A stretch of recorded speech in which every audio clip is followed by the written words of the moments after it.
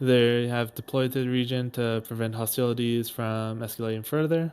So far, there's been no enemy action, but things are tense. And with that, I will pass it back to Keijaku. Cool. Yeah, so just bear in mind, guys, obviously, make sure you do disable the things relevant to the period. Some of these aircraft, especially if we're doing hot starts, they will start with their data link and their helmet queuing systems automatically turned on. So we can't force you to turn them off. But, you know, if you want to get involved and do it properly, do make sure that you disable those features. Right, going into the package briefing then. Let me bring this up. Cool. So yes, as Eagle said, welcome to Vampire War Van Helsing, whichever name you want to go by. It is March 1998, and the time today is 07:30 local in the Gulf. Our political situation, is briefly covered by Eagle there, is we are responding to a modernization and increased threatening position by Iran after the weakening of Iraq in the region following Desert Storm. You've heard all this from Eagle, so I will quickly go over what that means for us. In accordance with that, UAF's objectives throughout this campaign will be to enforce freedom of navigation, and we'll do so by protecting any tankers from threats from Iran. We will police the neutral airspace over the strait in order to enforce that freedom of navigation, and then providing seed cap for the above tasking so that we can't be engaged by the Iranian SAM systems, which encroach on that neutral airspace. So that is the overarching idea of what we're here to do, in line with these objectives here. So in order to do that today, we have the following package. We are 6 flights. Are all of these flights filled, or did we lose Ripper? Bye-bye, Ripper. Ripper's gone. Right, okay. That's what I thought. So we are 5 flights. We have 1 flight of F-14s, Daggers, doing a combined TASMO cap. Squid 3 providing cap. Hornet 4 doing a TASMO tasking, and then 2 Viper flights providing seed cap in the region against those previously mentioned SAM sites. And we will be up against a strong and modernized Iranian Air Force. So the things to pick out of this list mainly are obviously they'll have their F-14s. This will only be 20, 25-ish years old at the point of this campaign, so I would expect that we can imagine they'll be reasonably operational. MiG-29s, so these are quite new, about 10 years old during this period, so these are to be, is that all right? 10 or 15 years old during this period, so these are likely to be quite operational as well. They will no doubt have a large stockpile of MiG-21s, F-4s, and F-5s sold to them by the US. Lesser threats to us for sure, but enough of them to be threatening enough. And then they do have their H-6, C-130, and IL-76 and Su-24s. Big threats to freedom of navigation here, obviously being the H-6 and the Su-24. These are big threats to any shipping in the region. Also, no joke of their SAM threats in the region. We got some SA2s, 5s, 6s. No doubt they have some 3s in there, I would expect as well. Hawk, SHORAD. Plenty to be scared of, and we'll look at a map shortly, which will show just how threatening that is to the neutral airspace as well. So when we're out there, we may well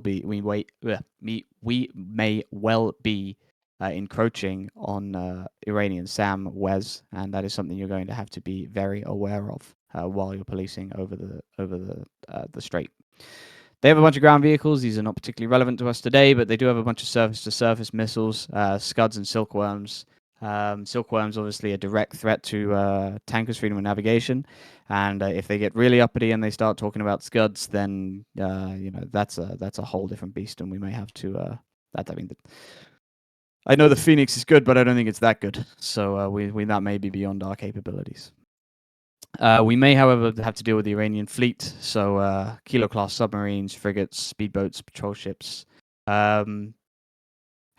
Question for Eagle at this point: how much of this is really operational after Praying Mantis in 10 years ago, 10 years prior to this. I assume the modernization has brought them back up to a pretty strong position. Can you hear me? Yeah.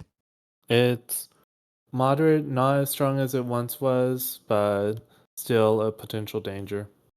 Okay, so Praying Mantis had an effect, but they've definitely improved on it since then. Cool.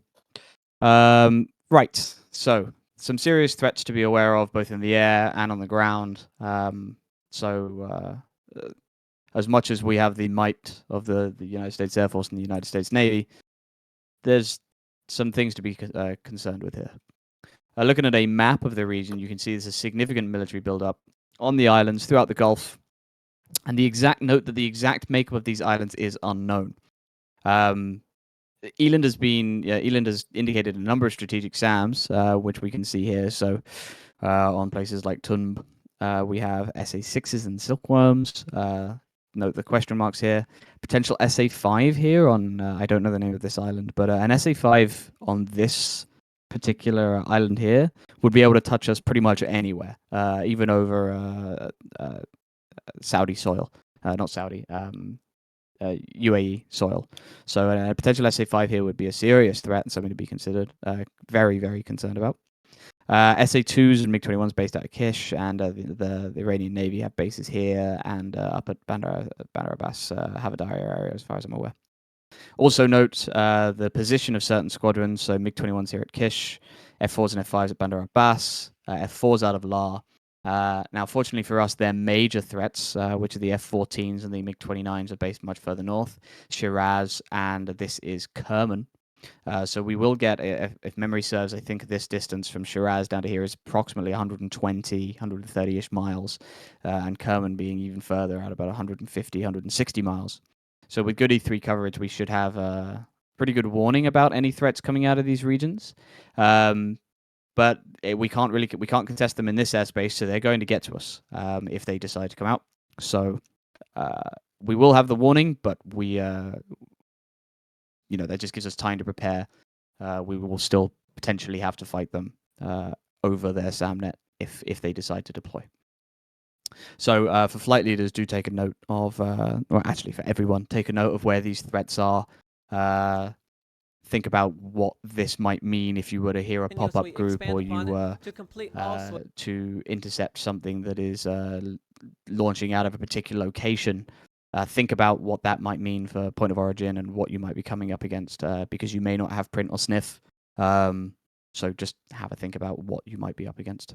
Just prepare yourselves. Cool. Are there any questions so far about the threats in the region, what we're up against, and the general situation in our task, our reason for being here for this campaign?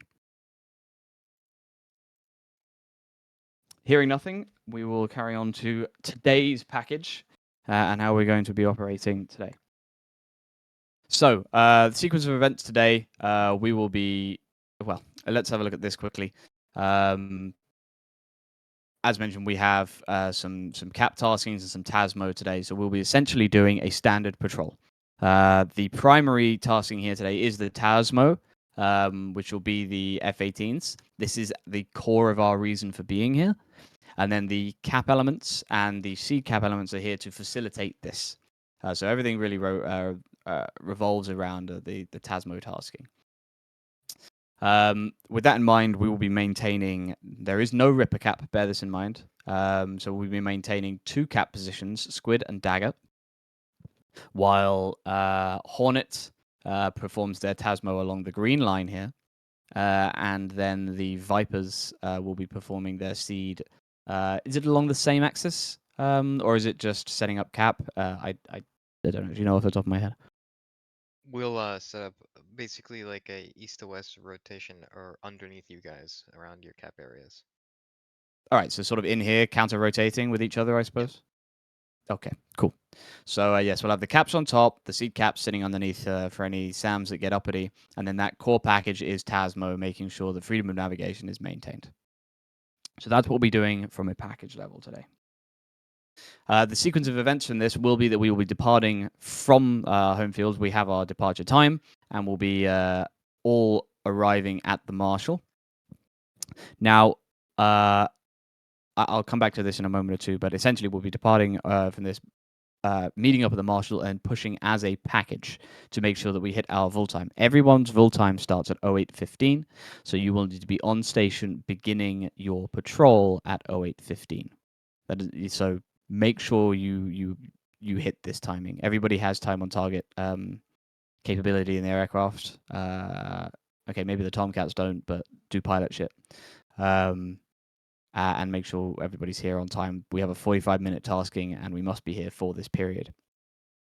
Cap flights will go out and set themselves up. Seed flights will do what they need to do, and Tasmo will perform their tasking, obviously. After the Vol time is complete, we will be relieved by another group, and we can all leave station and RTB. Theoretically and hopefully, we get up there, we perform our tasking, not a lot happens, and then we go back and land. Likeliness of that happening is obviously small, but we hope for the best. I've been over this already, so note that Squid and Dagger will be here.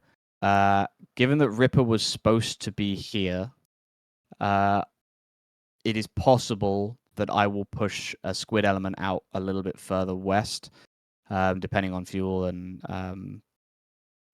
basically availability. So the only reason this is relevant is for Weasel and Vipers and Tasmo. Don't feel too bad about extending out to the west as you need to. We and Squid will make sure that we provide you the coverage out to the west as you need it. What else do I need to go through here? Just quickly, Right. what are the implications of the SA-5 threat and pushing that flight out west? The SA-5's here, mate. Yeah. So if that SA-5 lights up and those guys are pushed further west, then they're dead anyway, even in the current location. Disregard. It doesn't matter. Anywhere we are in this, if that SA-5 decides to fire, the only thing you can do is light the cans, drop everything, and put yourself on the waves. Yep, true. That is it. So And that is a secondary general. question related to that. Yeah. In terms of our ROE, are we allowed to cross the Iranian airspace to prosecute the SA-5? Well, I'll come back to RE in a moment or two, but No, we're not planning to prosecute, so the answer is no. That's the it's thing. in the briefing. We're not Yeah. allowed to trespass Iranian airspace. Yeah, that one is like period. No, there is a. I'll come to the ROE briefly in a moment or two. There is a fundamental right to self-defense, and if you are defending a 5 and you end up somehow in that airspace, fine. But like the blanket rule is, no, you do not enter Iranian airspace, and we do not have any plans to engage anything. Everything is reactive today, so that's the mental state we should be in. Have plans for how you might react to a threat, but we don't have any plans to be proactive, because what we're here to do is police, not attack. Yeah? Got it. Flight plans, you can go over these specifically. I won't cover these as a flight leader thing. And we'll have a little look at individual cap lanes here. Dagger, obviously, you are configured as a multi-role due to possible sea threat. So I'm thinking that your primary threats that you'll be thinking about will be from Havadaria, which is up here, which has their submarines. So that might be something you need to consider, or anything that comes, any sort of speedboats that might come off of Kesham Island. So Dagger will be keeping an eye for that. And then obviously you have the Hornets doing Tasmo along this line as well. But when you're up here, Dagger, that's something you should be considering is the threats out this way, less over here, obviously.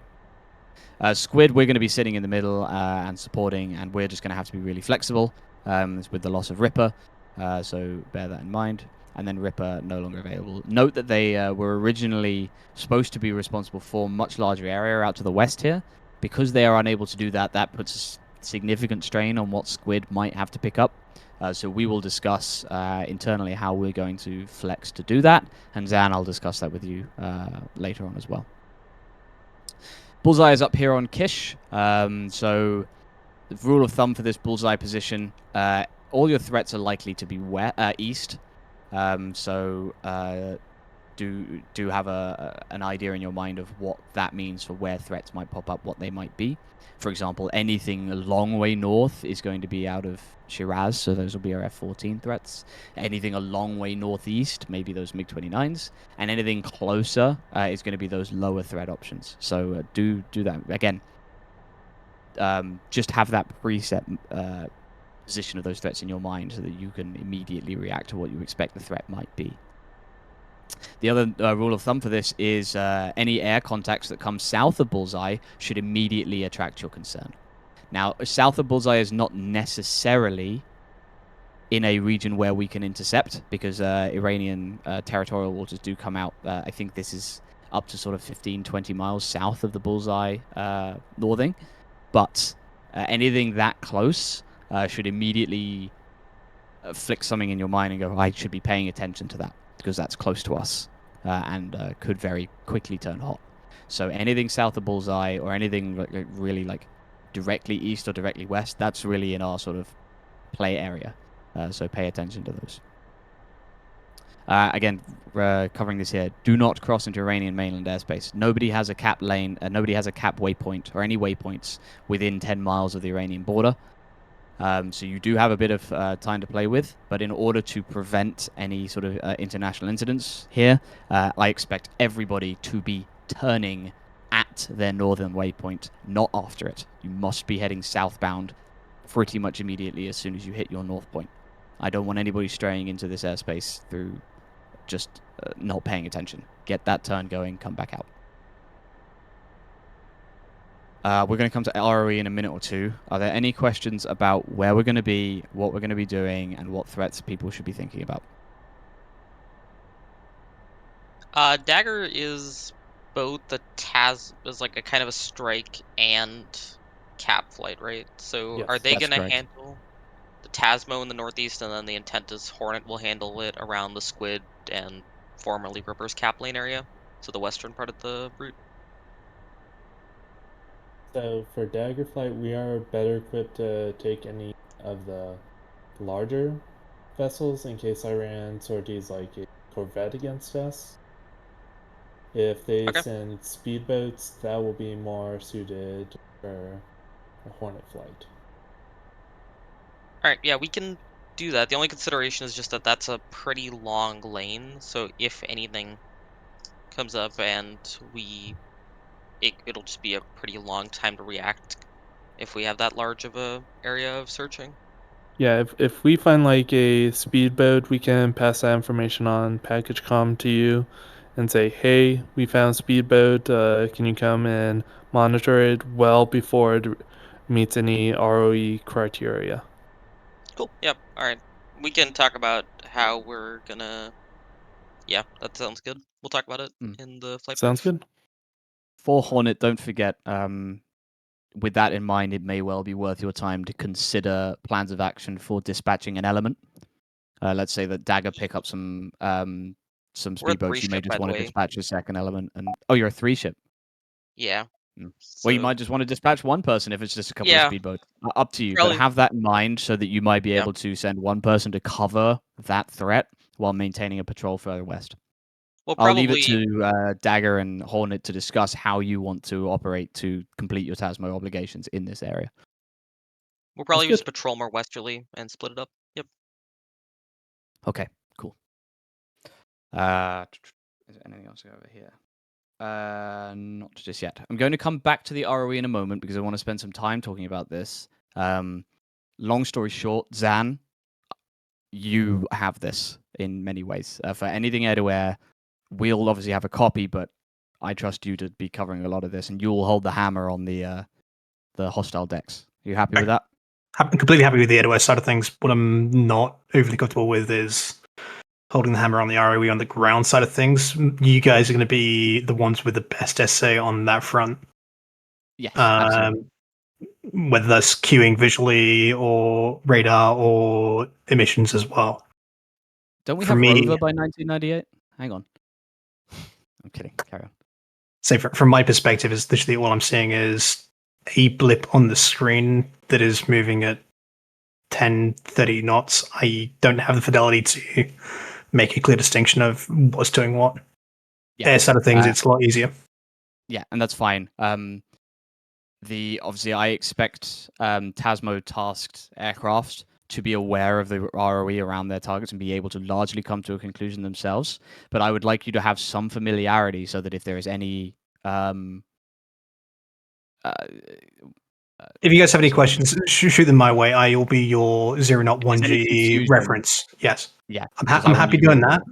Yeah. Describe the situation to me. Say, hey, this target is doing this. Doesn't meet the criteria, and then I can provide a definitive yes, no. I will have the ROE slides on my second screen for referencing. If you guys have any questions on any of that front, shoot me a message, and we can sort that out. Tasmo assets, you are allowed to come to a hostile declaration on your own. You don't have to check with Zan, but if you are unsure, check. And Zan will be available. Everyone happy with that? Cool. I'll come back to that in a moment or two and we can review it. Right, most likely and most dangerous courses of action for today then. So the most likely thing that's going to happen during our hopefully very peaceful patrol is that the Iranians will just troll around like they have been doing, and they will not do anything that meets our criteria, and they will we won't actually end up fighting anything specific. However, it is also quite likely that the Silkworm batteries will engage oil tankers. Radio comms have recently gone quiet, which indicates that something is about to occur. So we are on alert. We know that they are manning their silkworms, and we know that they have specifically said that they are wanting to close freedom of navigation through the strait. So this is an obvious, likely course of action for them to take. Question to Eagle at this point. Have the Iranians engaged tankers with silkworms prior to today? No. No. Do you say no? Sorry. Negative. I said no. Negative. Okay, cool. So we think that this is likely to happen. They have not done it yet, so it's not a known course of action. But we are very suspicious, very skeptical that they may be about to fire us some silkworms. Have the so- Iranians previously shown any aggression towards civilian tankers? Any boardings?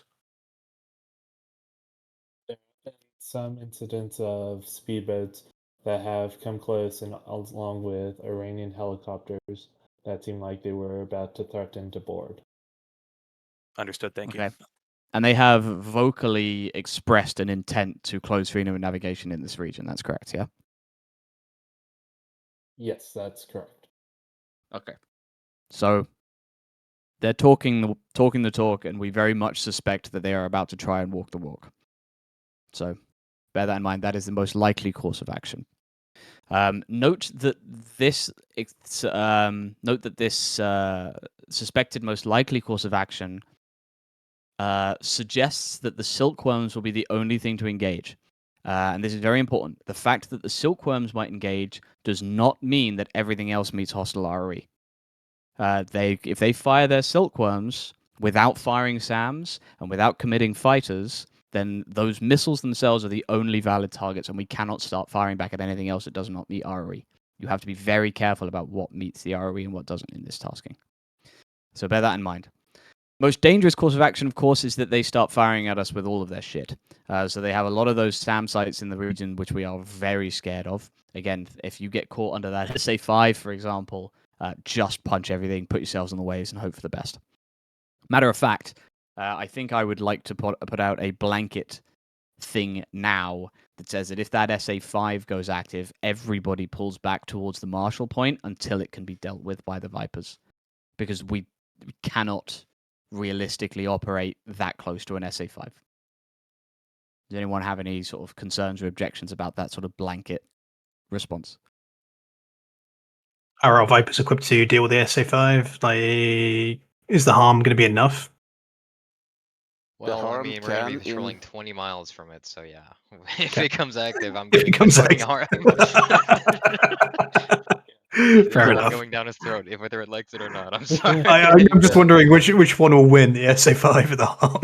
Well, something to bear in mind then, maybe I think I would quite like to have at least 2 Vipers permanently in a position to find confirm the existence and position of that SA5 if possible, and be ready to respond to it because it is the single largest threat to us in that region.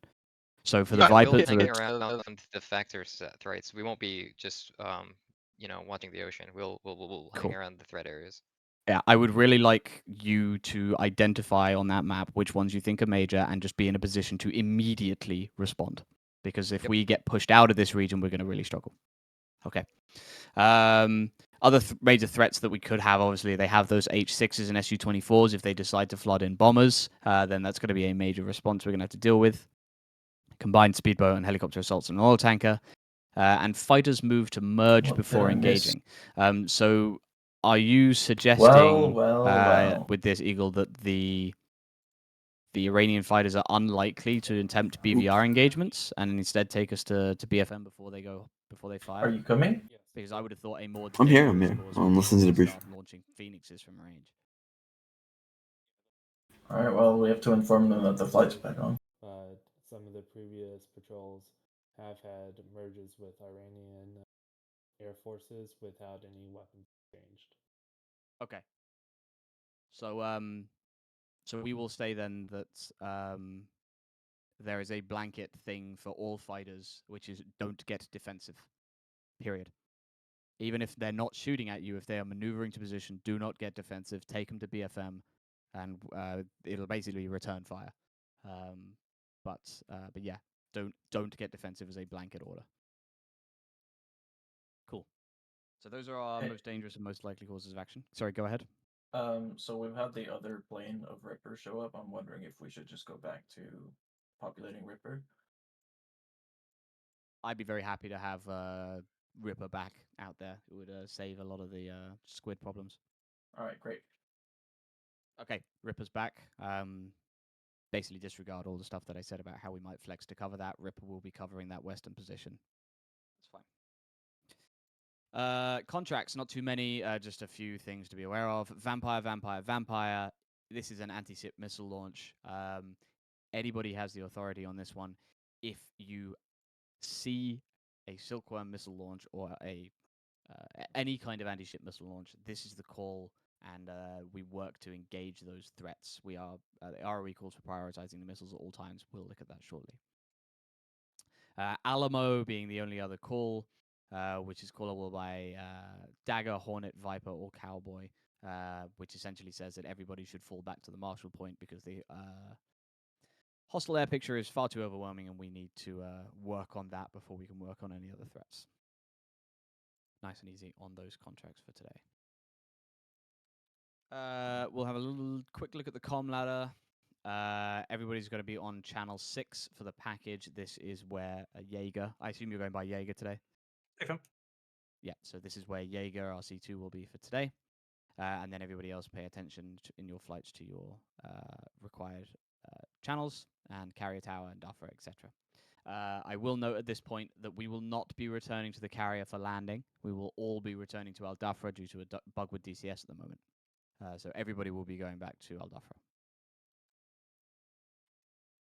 Right, the rest of this is all flight specific, and you can all go over it in your flights and work out how you're going to do it. I do, however, want to spend a few minutes just looking at the rules of engagement because they are quite specific and relevant to the tasking.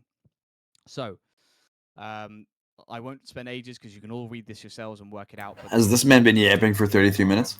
Iranian air contacts are all start at weapons hold, and any kind of radar lock or emerge, we retain return fire only. You cannot fire until you've been fired upon. Okay? So even if you get merged, this comes back to our don't get defensive. Don't let them get in a position where they could fire at you, but you cannot fire at them either. Okay? So bear that in mind. Also, think about your BFM in this particular instance. Make sure that you move to a position where if your lead is engaged, as a wingman, get into a position to be able to immediately respond to them firing. So just things to think about BFM position. There are some situations in which we can engage these guys, though, and there are anytime they get within 12 nautical miles of UAE land, or is this also Oman, Eagle? I assume this also includes Oman. Or just UAE? Okay, so anything within territorial UAE or Omani land, so that peninsula that goes north, anything within 12 miles of that is declared hostile. And anytime any of them get within 2 nautical miles of a... No, sorry.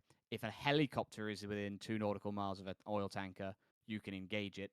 Otherwise, a fighter has to come within 12 nautical miles of any UAE land.